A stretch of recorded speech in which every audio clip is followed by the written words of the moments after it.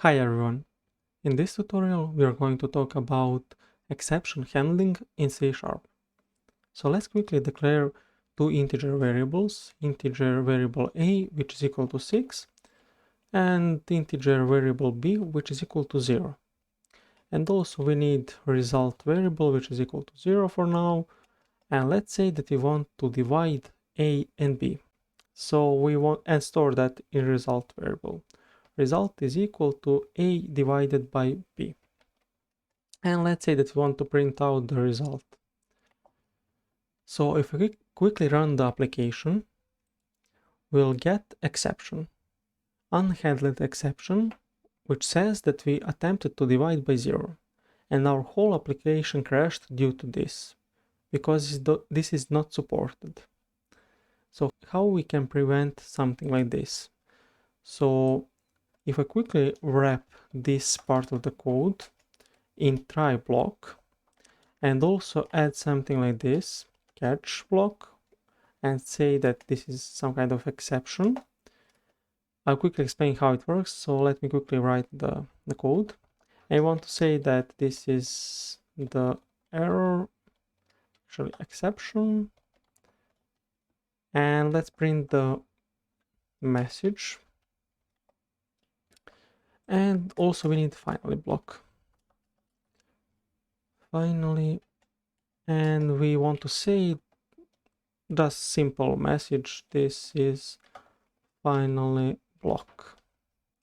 So how it works right now, we have a try block and we have code which could throw exception inside that try block. Also we have catch. As you can see, there is something called exception which will catch exception that was thrown as part of this code, and based on that we can print out the message and our application won't crash. Also there is a finally block of the code which will be executed no matter if we got exception or not. So by applying something like this, by wrapping the code inside try and catch, our application won't crash and we managed to handle exception properly. So if I quickly run the application, we'll get exception as a result of this execution. Exception will be catched as a part of this block, and we will print message to the console, exception message to the console.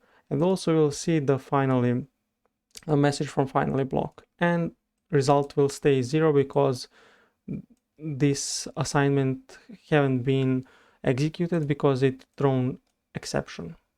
So if we quickly run the application, we see that we got message attempted to divide by 0, and we see that finally block is executed and the result in the end stayed 0.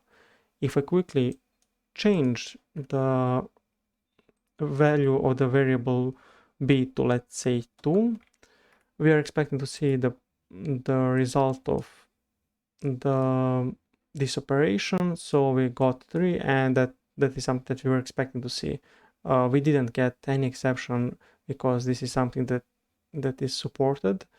So that would be pretty much it for this tutorial. There are different kind of exceptions and so on, but I won't explain that in details in this tutorial because I think that we'll cover that in incoming tutorials when we speak more about more advanced topics. For now, it should be enough just to know that we can wrap our code in try and catch blocks in order to prevent crashing our application. So by applying something like this, we manage to handle exceptions in our code. So that will be pretty much it for this tutorial, and see you in the next one.